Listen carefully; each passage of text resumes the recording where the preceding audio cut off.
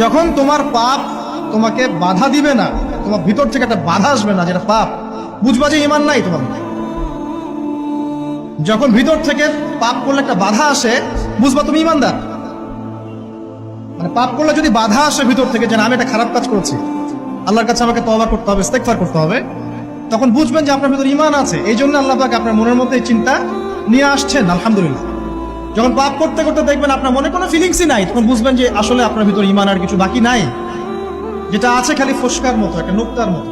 তার মানে একজন লোক জানাকারী হতে পারে, সে যতই ভালো হোক, যদি সে মহিলার সাথে নীরবে সাক্ষাৎ করে বিবাহ বহির্ভূত সম্পর্ক, তাহলে আমরা ওকে জানি বলি। কি বলি? কি বলি? জানি। কি বলি? মানে জানাখোর। কি বলি?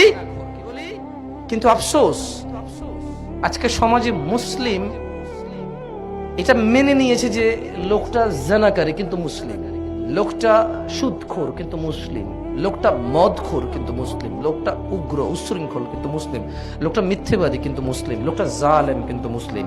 আফসোস, মুসলিমরা এটা তাদের মাথা থেকে বাদ দিয়ে দিয়েছে যে ঈমানের সঙ্গে সঙ্গে শিরিক করে মুশরিকও হয় মুসলমান। এখন বলবে পোশাক যার যার অধিকার, মাইয়ারা ছোট ছোট পোশাক পরবো, তোমরা কি, তোমরা সিরিয়াস হবা কেন? একটু ছোট পোশাক দেখলেই, আবার কেউ কেউ বলে আমগো জামার ফিতা দেখলেই তোমার যদি চেতনা দণ্ড দাঁড়ায় যায়, তাহলে তুমি নিজের চোখরে সামলাও, তুমি সিরিয়াস হও কেন?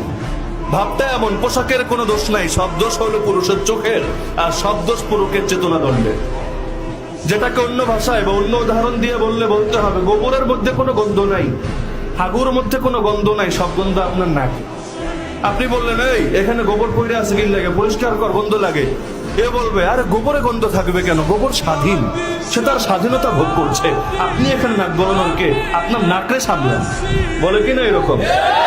একই টাইপের উদাহরণ এবং একই টাইপের দলিল দিবে। আমরা ছোট ছোট পোশাক পরছি, কি হয়েছে, তোমরা টাকাও কিনলে, নজরের হেফাজত রেখো। কেউ কেউ আরো অ্যাডভান্স কোরআনের আয়াত শুনে যায় যে সূরা নূরে আছে, আরবি তো বলতে পারে না, বাংলাটা বইলা দেয়, মুমিনদেরকে বলে দেন তারা যেন দৃষ্টিরে নামায় রাখে আর নিজেদের ডান্ডারে হেফাজত করে। বলে না এটা? আয়াতটাও শুনে দিবে। তো নিজে ঠিক হয়ে যাও তুমি, আমাদেরকে নিয়ে চিন্তা করার দরকার কি? তাহলে খুব স্বাধীন না যে পোশাকের ব্যাপারে কোনো আপত্তি করতে পারবেন না, গ্রামে গঞ্জে মফস্বল এলাকায় যে পোশাক ইচ্ছা সে পোশাক পরে যাবে।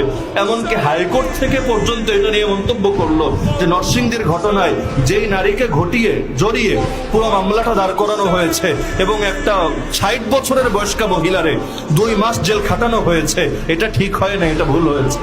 এই যুগের শ্রেষ্ঠ যুবক সে যে বলতে পারবে বুক ফুলিয়ে, বাবা মা আপনাদের যাকে মন চাই বিয়ে করান, আমি রাজি। ঠিক কিনা বলেন না?